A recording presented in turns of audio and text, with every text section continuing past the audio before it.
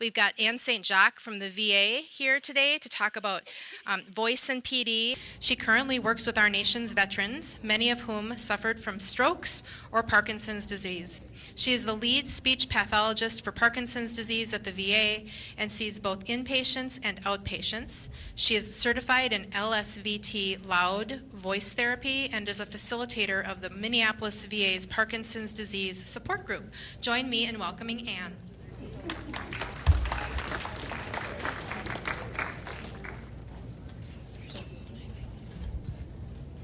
Well, thank you all for having me. As Angela mentioned, I work at the VA, and I also host our Parkinson's disease support group, some of whom have attended our group. We welcome both veterans and community members, so if the VA is a place that's close to you, feel free to attend that. It is on the third Thursday of the month using our academic calendar, if you will, September through May. So we'll resume in September. Today I'd like to talk about voice and Parkinson's disease.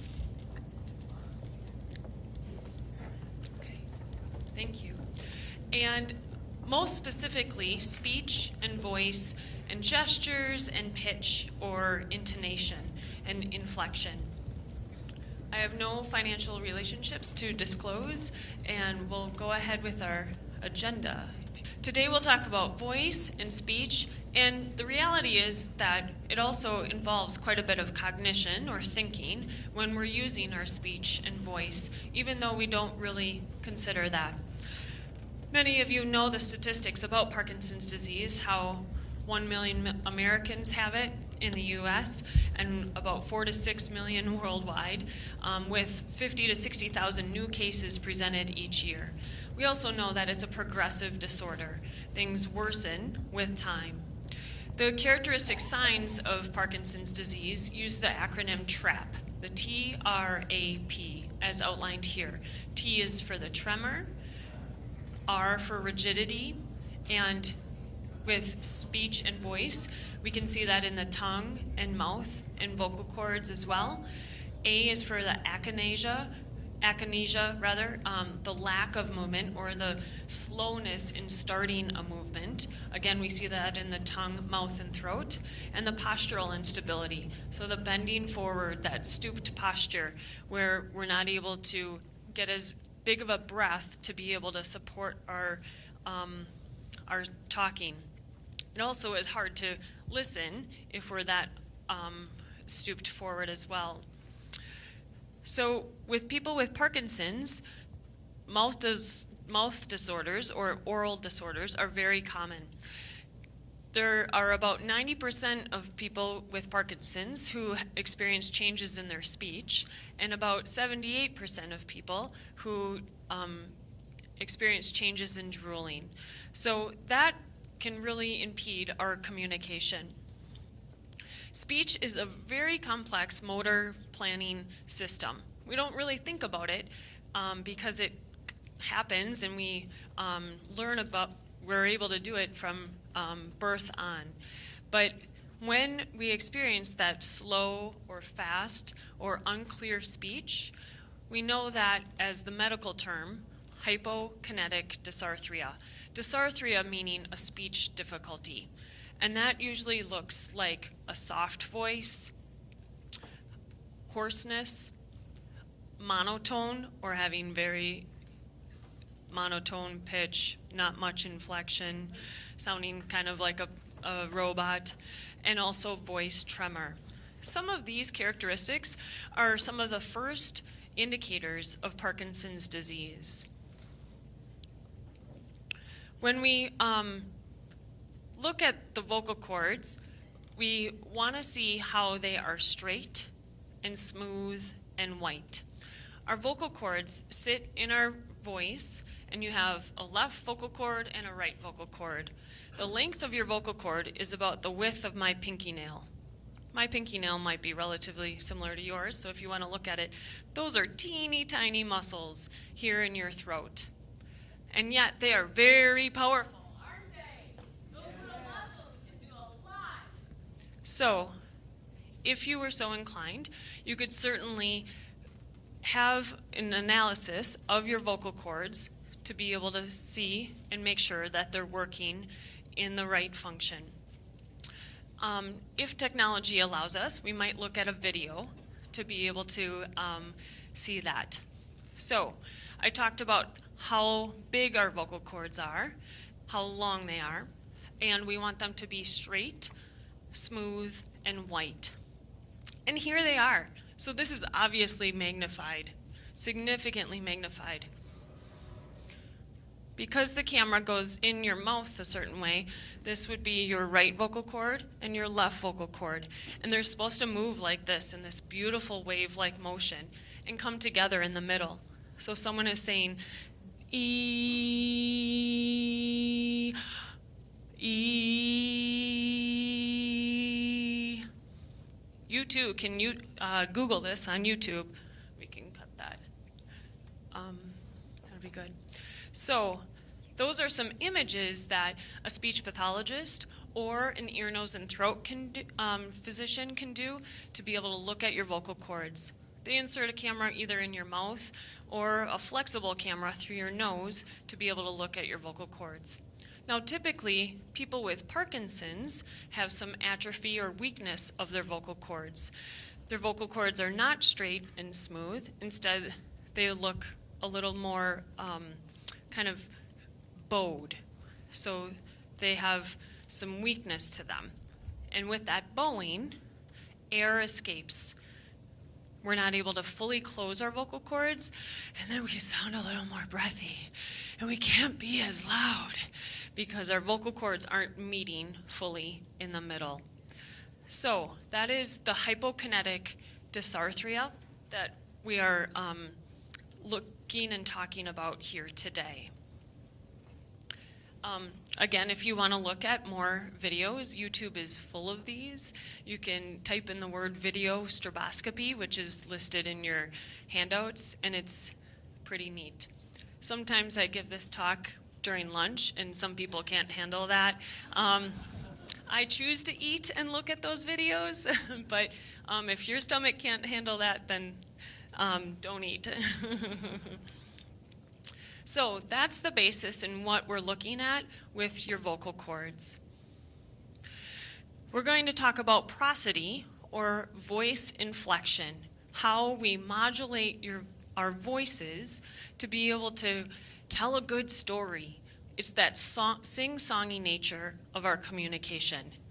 The opposite of that is the monotone speech where you sound kind of like a robot. The first thing that people, our listeners, take in as to how well we are understood is our articulation. So our listeners are listening.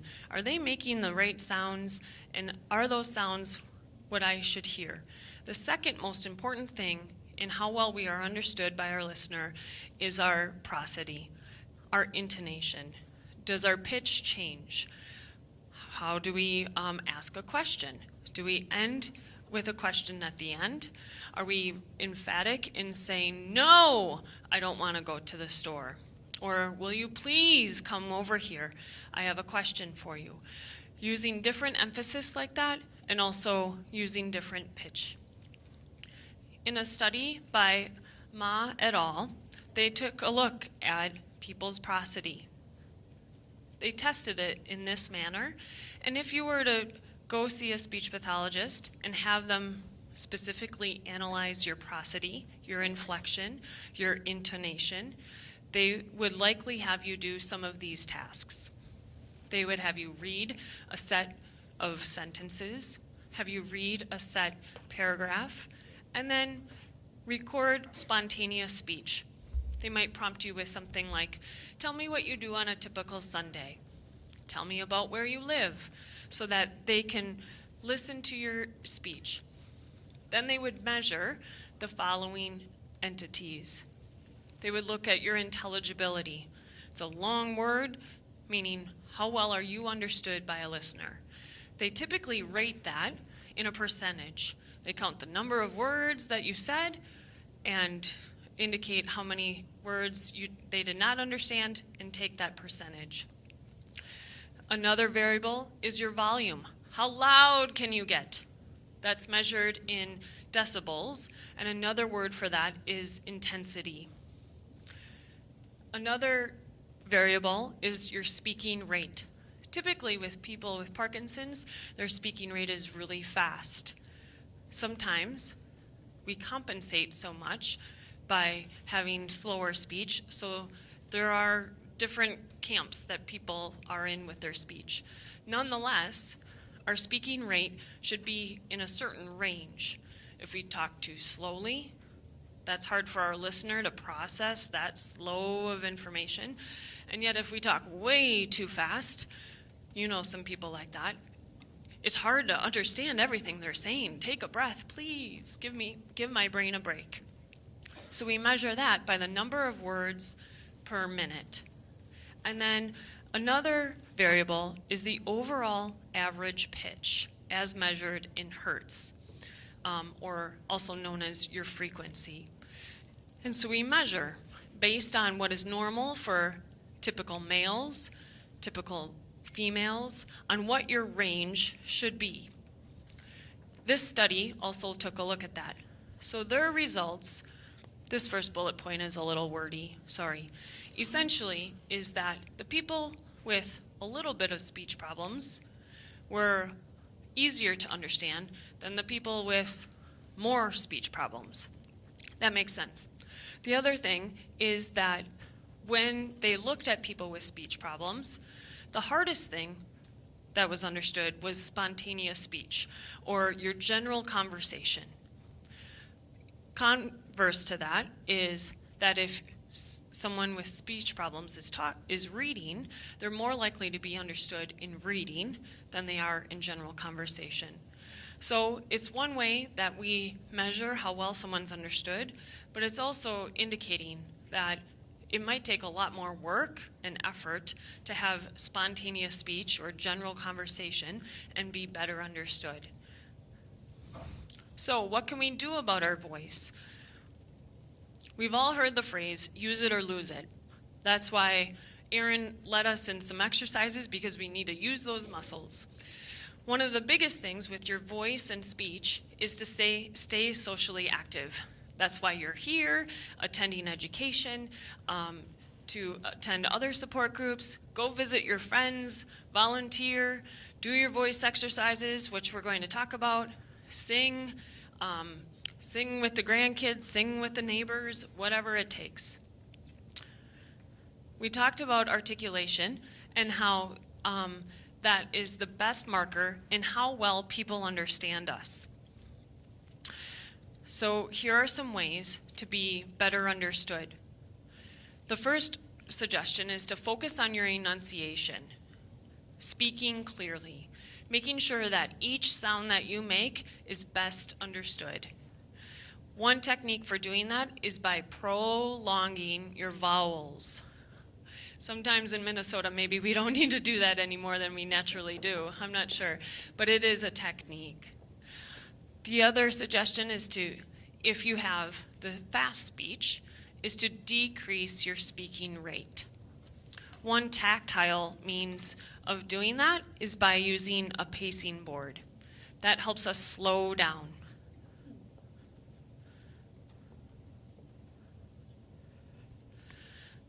So for each area, I would put my hand in, I would say a syllable for each space. That slows me down. Otherwise, I would say, I went to the store and I picked up eggs and bread and milk, and here I am home. Versus, I went to the store and picked up eggs and bread and milk, and I am home. So this is a very tactile means. Some people can just put it in their back pocket. There are smaller versions of this. I'm sure half of you in this room could make this. Otherwise, I suggest that patients otherwise just do that with their hand. Hi, my name is Anne. I live in Egan. Something like that, or even on your hand. Just a little personal metronome to slow you down if you're talking a little faster.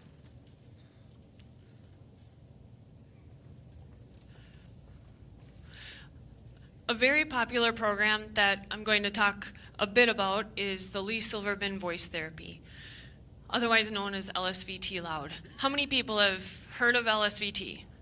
Fantastic, good. How many of you have participated in LSVT? Even better, that's why you're all a loud bunch. That's great. That's a compliment, by the way. So, you know the big parts of LSVT. The goals are to be loud, to think loud, and to train healthy loudness in all conversations. It is an intensive therapy program offered 4 times a week for 4 weeks for a total of 16 sessions, and there is homework and daily carryover exercises. Being louder triggers taking a deeper breath, good posture, opening your mouth wider, and improved articulation, hitting all those sounds, and reducing your speed of talking. We call that a cascading effect, kind of like a waterfall effect. When you do one thing, being loud, all these other benefits come into play. So, this also improves your inflection, your prosody, your intonation. Because during the Lee Silverman Voice Therapy program, you do pitch glides. What the pitch glides do is changes the length of your vocal cords. When we are at a low pitch, our vocal cords are short. When we're at a high pitch, our vocal cords are long and thin. And yet they still move together in the middle. And that, just like your arms and your legs, when you're stretching, stretch your vocal cords and allow you to use that different pitch in connected speech, in general conversation. Another technique that is not necessarily within LSVT, but is to improve your inflection or pitch, is to do some voice recordings. You could certainly do this at home or with a speech pathologist. So having you record a conversation you have with someone, either video or just audio, and analyze it. How did it sound? Did people know you were done talking after a sentence? Could they really understand that you were telling a really excited story? Do they know that that was a sad story? Things like that. So there are impacts there on if you're able to analyze your speech that way. Do you know how you come across when talking on the phone or communicating in person? Specifically, again, about LSVT, the purpose of that is to recalibrate. Recalibrate your vocal cords and recalibrate your brain so that you're able to automatically be loud in regular speech. As I said, there are daily tasks going from just regular ahs to those pitch glides. We go through word lists and functional phrases, your top 10 lists, and having you read them over and over and over again. And research outside of LSVT, so not just the people who are marketing LSVT, are saying that the best time for a LSVT is early on. There's multiple reasons for that. Number one, your speech can be severely affected, much more so in the later stages of Parkinson's. But also, if you do LSVT early on, you're less likely to have any other normal aging processes affect your voice as well. And sometimes people with Parkinson's also have some cognitive disorders that go along with that. And if that's part of your story, then it's harder to understand the purpose of the therapy and to connect all these dots as to, I have to be loud, and I am reading from this list, and what are we talking about again? So certainly earlier in therapy, the better. Because we know that with Parkinson's, as it progresses, our speech and voice also have the potential to worsen. But if you have those tools in your toolbox, having taken LSVT, and if you practice every day, every other day, whatever you can do, then you are more likely to utilize those techniques. The result of LSVT is that spreading effect, that cascading effect, whereas when you are louder, You are better understood in your articulation, your speech improves, and some of the research indicates that your swallowing might also improve. Here is the website if you are looking for a certified speech pathologist in your area. I know any of the people from Parkinson's Foundation and I would also be more than happy to help you search for a clinician or consider doing some tune-ups. Some programs do some of that. Or going back home and finding that folder, finding your top 10 list of those phrases that you went through. Some of you might have it memorized. Some of those phrases may have changed. Some of you need to go on your back door and do your ahs every morning and be the rooster that wakes up the neighborhood. Yes, you're right. It's in yellow and it shouldn't be. It is www.lsvtglobal.com. You can punch in your zip code and find a speech pathologist or a PT because it also works with the big portion. So talking about our speech, we know that our speech can be impaired with that dysarthria or speech disorder, and many of you are likely taking levodopa, medications for your Parkinson's.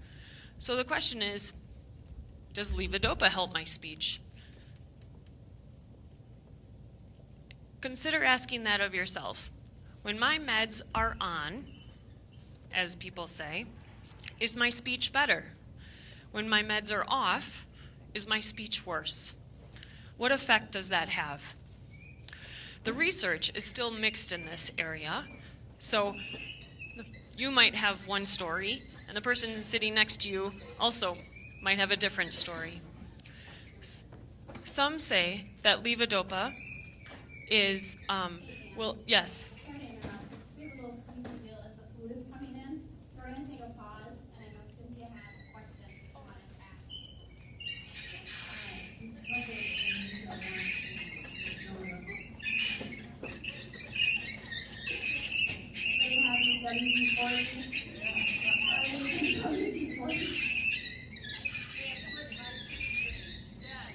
That is a good high-pitch range. If you can get your vocal cords that high, that's amazing. That's outside of normal. Go ahead. Okay, a couple of things. I live alone, so I don't have anybody to talk to, and there are days when I don't talk to anybody for entire days. And I noticed that my voice is lower and lower, so I know that I need to practice every day. The other thing is that I also was told, and this makes it really work, is when you're articulating, focus on consonants, and that will help articulate the words better.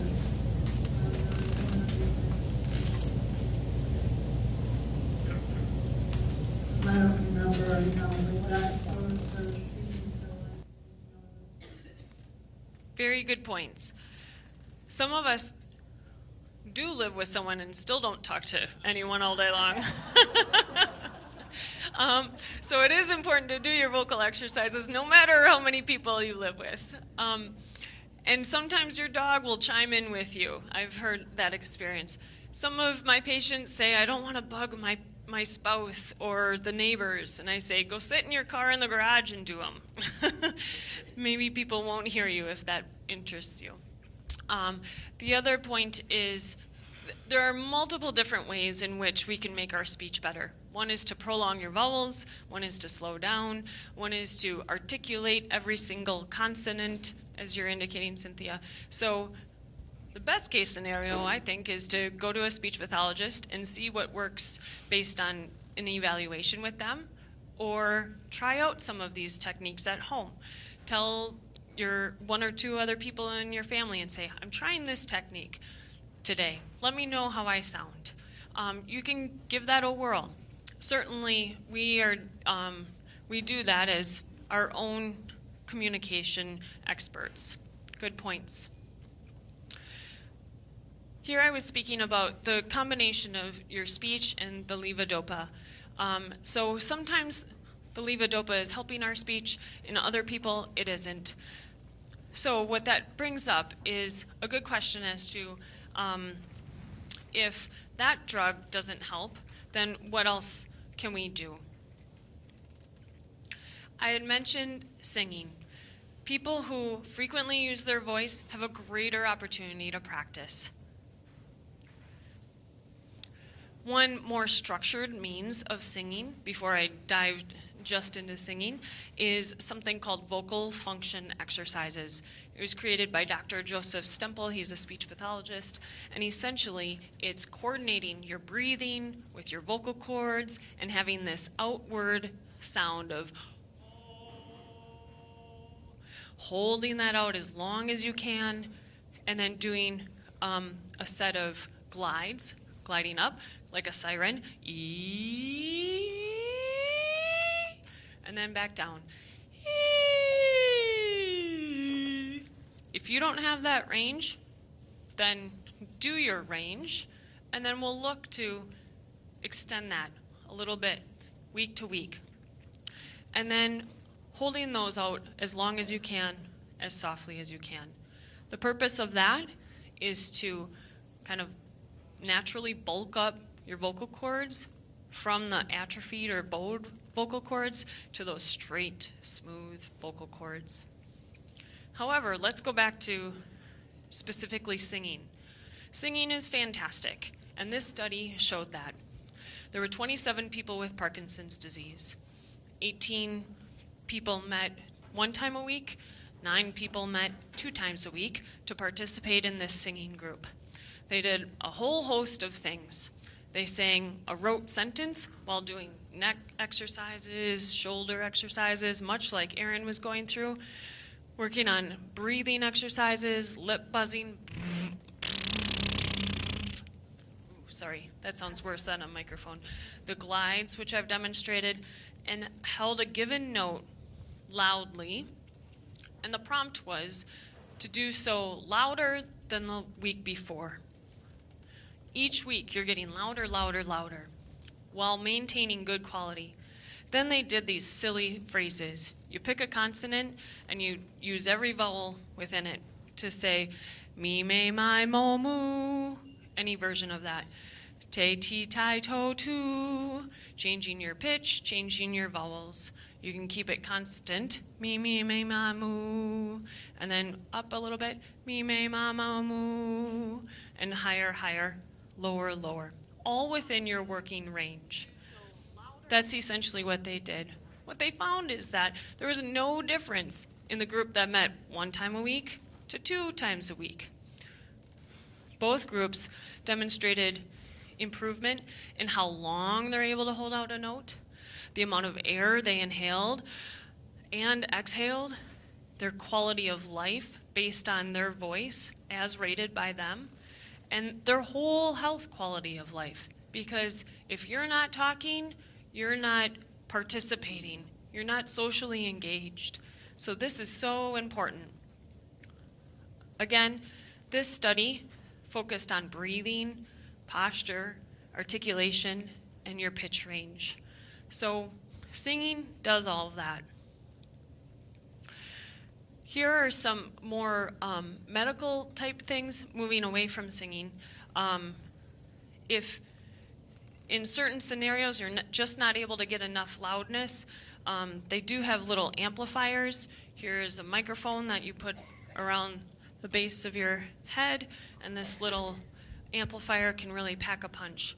Really, when we're talking about increasing your volume, we're talking about sometimes 3 decibels, sometimes up to 10, depending on where you're starting, how quiet you are. We don't need to be really, really loud. Now, granted, during those exercises, we're really trying to push the limits, but in general conversation, we're looking to be just a little bit louder. So that is an option. There are also some assistive communication devices, and then Speech Easy is a technique for those who stutter. I'm going to just skip along on those. There are some surgical approaches that, if consulted with an ENT, that would be an option as well. Now I'm going to switch to a different topic, yet related, called Pragmatics. Pragmatics is a fancy term for how we communicate. It means your facial gestures, your hand gestures, your posture, whether you start a conversation, and are you good at maintaining that conversation? Are you able to make eye contact? May I just say that some of us are bad at this even before we had Parkinson's, right? There are some people who just always talk, never ask questions.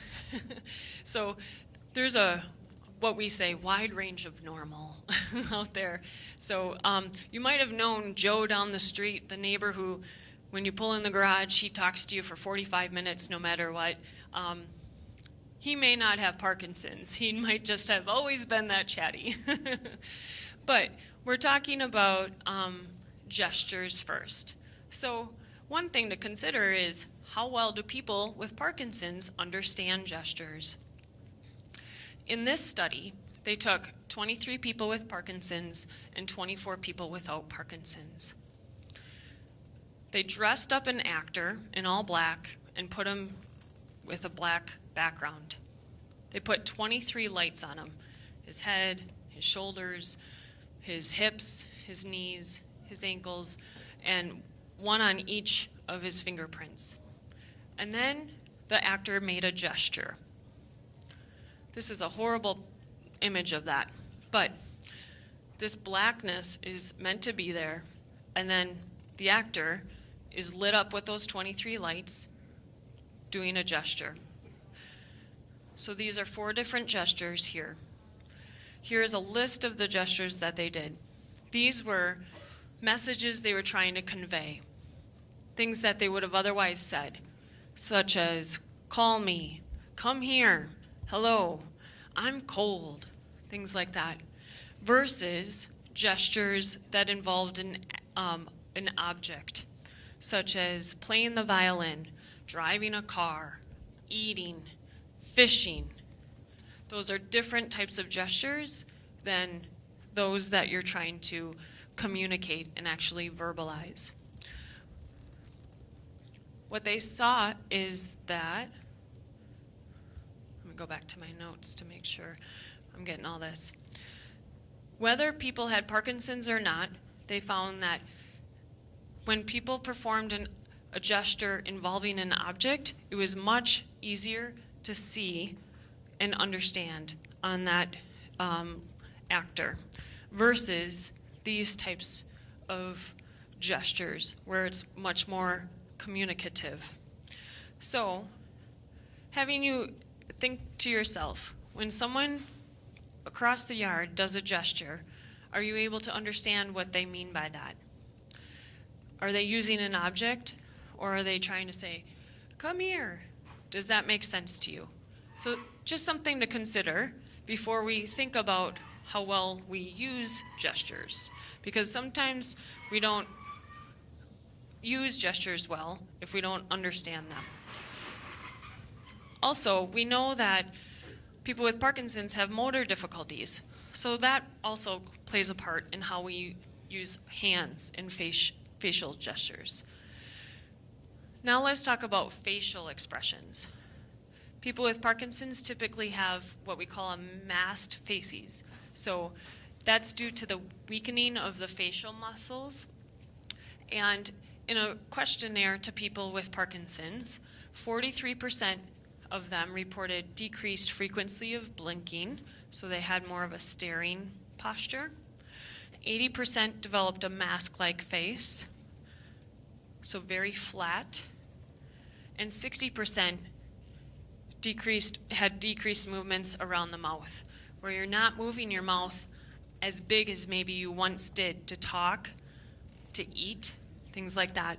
And 34% reported having their lips being parted when their mouth was at rest. So when you're just listening or when you're watching TV. So those are things to think about. Where would you fall on that? There are 2 different types of facial expressions based on how our brain uses them. There are some spontaneous gestures based on when someone tells you a joke, do you smile at the punchline? That would be a little bit more spontaneous versus intentional or purposeful facial expressions, where sometimes you know you have to smile right now, like you're going to have your picture taken. So it's very intentional and purposeful. People with Parkinson's have a harder time with that, just like they do with gross motor, big motor of walking, stepping, and your posture. So those bigger movements involve more of the frontal cortex, so we see how those gestures might be a little more slowed. So how do we improve pragmatics in Parkinson's? One way to do that is to use some mirror therapy. Again, either working with a speech pathologist or doing this in the morning in your own mirror. We call that a biofeedback tool. It gives you information as to how you're doing, how are your gestures. And you can improve that range of motion, increase the musculature in your face.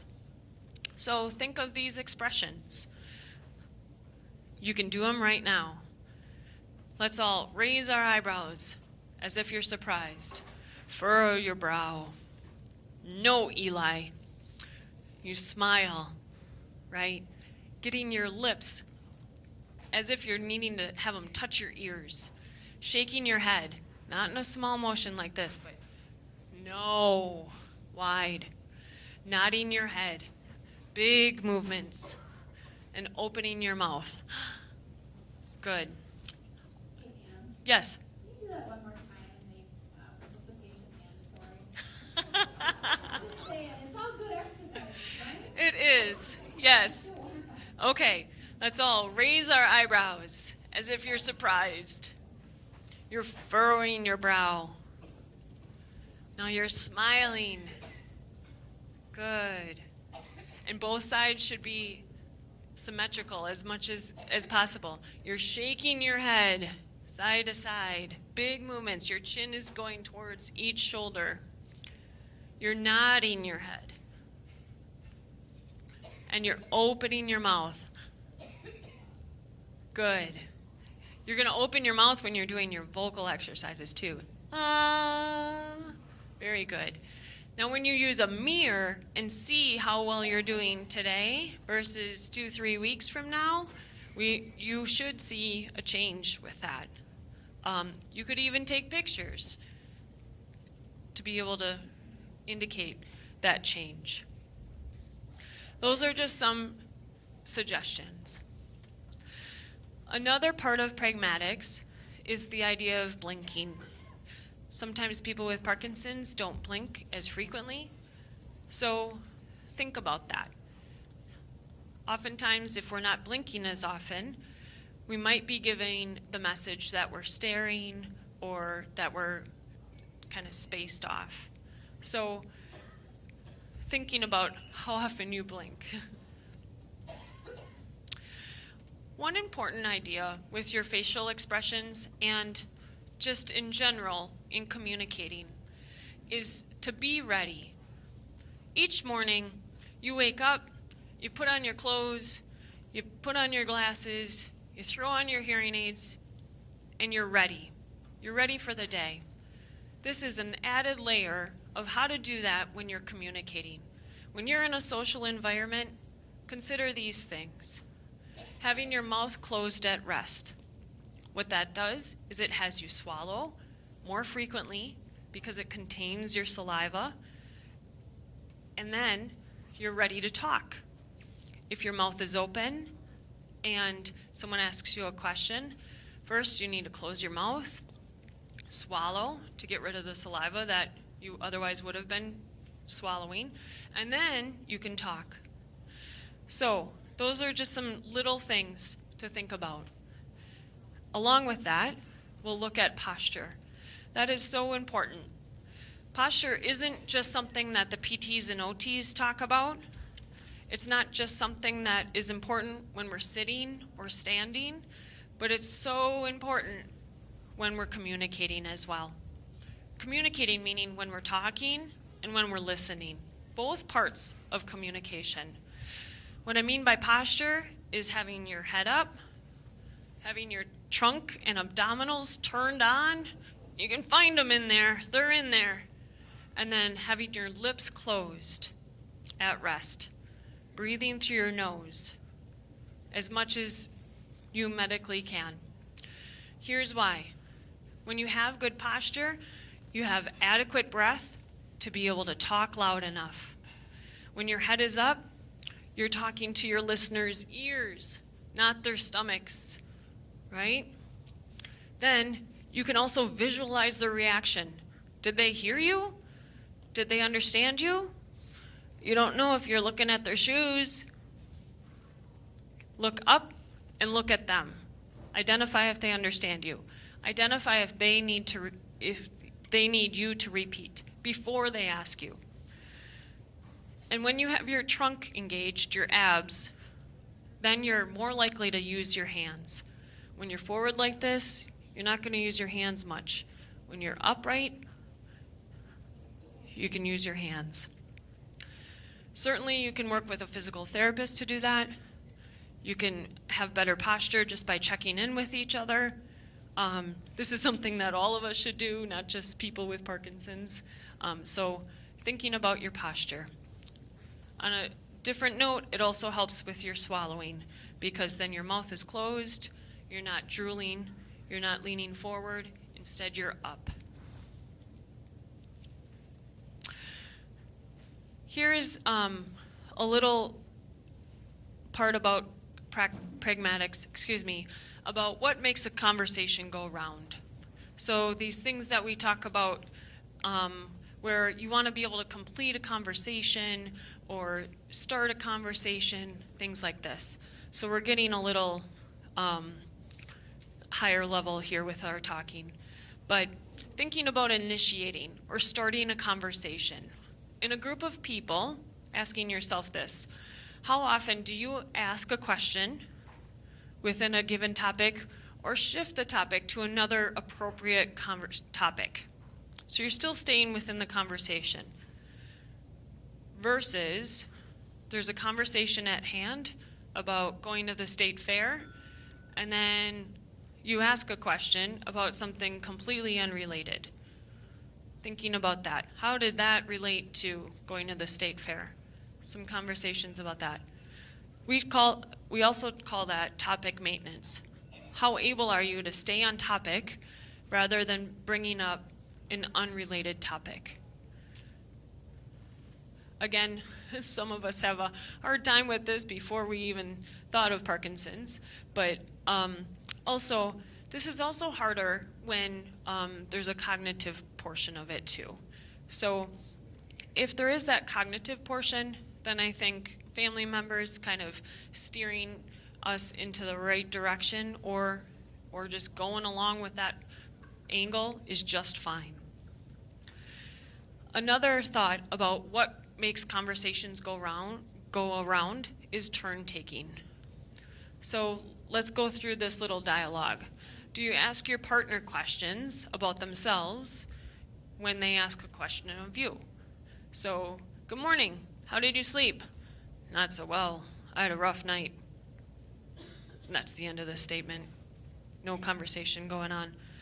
Good morning versus, good morning, how did you sleep? Not so well, I had a rough night. How did you sleep? So you're keeping the conversation going. You're asking questions rather than just answering questions. And that's a pretty big thing, I think, for people with Parkinson's. When I work with them on LSVT type things and people write up a top 10 list of things that they say every day or every other day, there are many questions that they ask, but it's very definite answer. Where are my shoes? When are we eating? Did you turn off the lights? Things like that. And we also need to be able to ask questions that are conversational. So that's a neat thing for us to consider. The previous presentation talked about advocating, and that is so important in so many different ways. I'm going to give my little spiel about that in relation to communication. So stick up for yourself. Put it out there. I have Parkinson's. Sometimes I don't blink as often as I should. It gives the impression that I'm staring, but I am really interested in what you're saying. Or sometimes I am not very demonstrative with my facial gestures, but I am very interested in what you have to say. Things like that. Or I'm listening well, but I have some questions. Things like that. Whatever that line is for you, there are probably certain circles where you can give that as a little advocacy line to certain people. There are probably other circles where that's not very comfortable with. You can try it with that inner circle and see how it goes. Sometimes your listener, your other partner, just needs to hear that and how they can help and facilitate that conversation.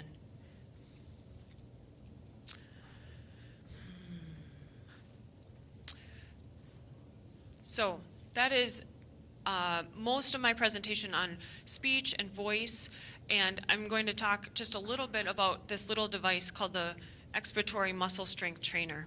I know some of you have been in previous presentations that I've spoken at, and this device is something that was specifically designed for people with Parkinson's to help with their swallowing.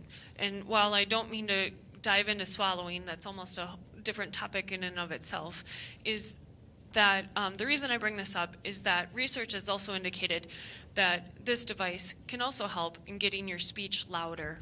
So if your dysarthria or your speech problem is also impacted by a low volume, you could also use this. It is called the expiratory muscle strength trainer, and some of you have probably used an inspirometer. Do some of you know what that is, right? You inhale through it, maybe after you've had surgery to keep your lungs expanded. We inhale and we exhale. That device is for inhaling, this device is for exhaling. It's a spring-loaded, calibrated, one-way valve in here. So you blow into the mouthpiece to be able to open the valve against a certain resistance, which can change and be calibrated anywhere between 30 and 150 centimeters of water. Nobody uses that unit of measure, not plumbers, not your tires, nothing. It has no equivalent to anything. So essentially, it's a means of resistance.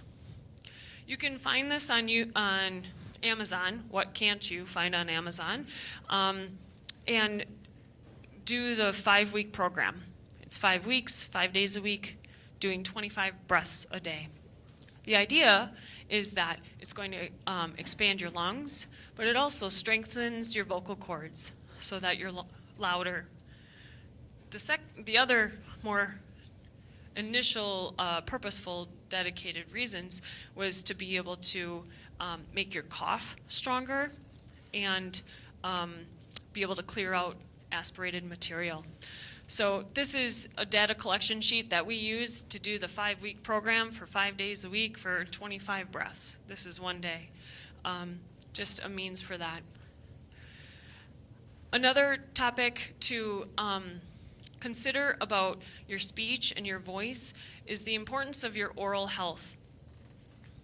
It is so important to brush your teeth at least 2 times a day. About a year ago, there were billboards saying, brush your teeth 2 times a day for 2 minutes. I thought, that's brilliant, fantastic, great. All of us should be doing that. Even if you have dentures, you need to be able to clean your mouth with something, a soft brush. You also need to go to the dentist. Even if you have dentures, upper and lower, you need to go to the dentist. Here is why. People with Parkinson's have a harder time brushing their teeth because of the tremors, because of that fine motor task, because you have a forward posture and you can't keep the saliva in your mouth. And because of that, your periodontal care is impeded. Your mouth is pretty important for eating and talking and listening, communicating. So we need to keep your mouth clean. Also, a lot of those medications can really dry out your mouth. When you dry out your mouth, you're less likely to be naturally swallowing, and then that can also have some implications for normal swallowing. So I know it sounds like such a little point, but it is really important to brush your teeth. One of my last little tidbits is the topic of chewing gum. Sometimes that helps people manage their drooling, and the research has indicated that it helps only when you're chewing gum. It doesn't generalize or stay a little bit longer after you spit out that gum. So if there is an event where you want to be able to manage your drooling a little bit, you might consider chewing a piece of gum or a half a piece of gum, because it increases the frequency in which you swallow. Again, it won't help after it's not likely to help as much after you spit out the gum. And it's cheap, really cheap. So here are my conclusions. Early identification in your speech and voice and all those kind of fluff things called pragmatics is really important so that we can talk about them early on. And it really affects your quality of life. If you're not engaged with people, then you're not out and about, you're not interacting, we become more isolated. Having an evaluation by a speech pathologist for testing is a really great idea to be able to get you on a good path towards the best way that you can communicate. And start treatment early, and ongoing intervention is also beneficial. In all, this is another form of exercise. Just like Erin did exercise, I am essentially a physical therapist, but for the voice and mouth. So that whole concept of exercise is pretty darn important for people with Parkinson's.